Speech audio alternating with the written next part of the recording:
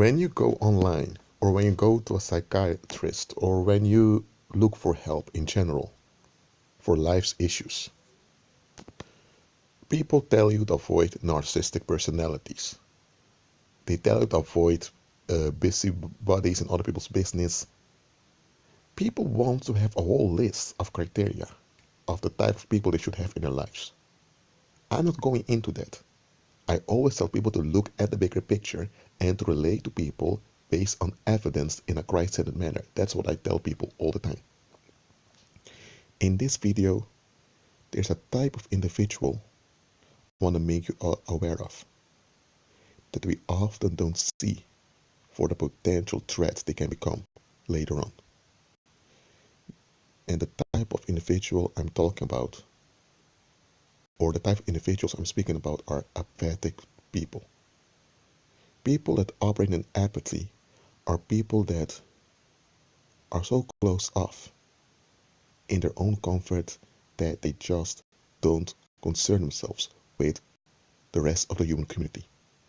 They just don't care at all what happens to the rest of the human community. They just want to remain secure in their bubble. Now, most human beings hold on to a bubble, but even that does not prevent them from being concerned with the rest of the human population. But there are people who are stuck in this survival mode, and they're not aware they're stuck in the survival mode. So now they've grown cold towards themselves and towards others. It's not just towards others, also towards themselves. They are alive and they're content with it. But they don't concern themselves really with this life. And that's a very bad thing. Why are apathic people dangerous?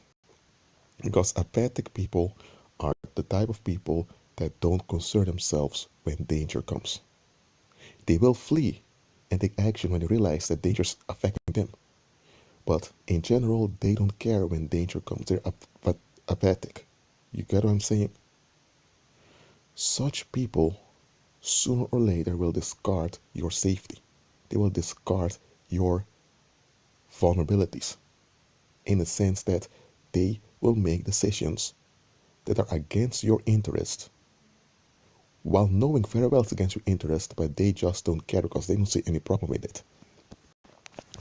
For example, it can be that within the family, there's this uncle who's been suspected of child molestation, and there's a niece that tells the grandmother that she doesn't trust Uncle Ted, and there are more relatives that don't trust Uncle Ted, and it's proven from Uncle Ted's past that he's not reliable.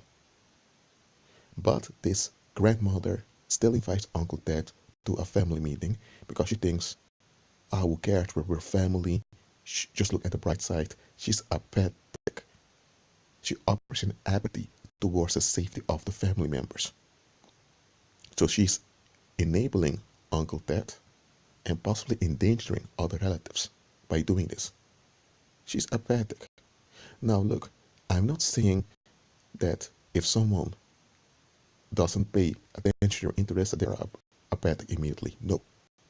Just like you're not going to call everyone a narcissist that ever hurt your feelings, you're not going to call everyone that disregards one of your interests as apathic. No.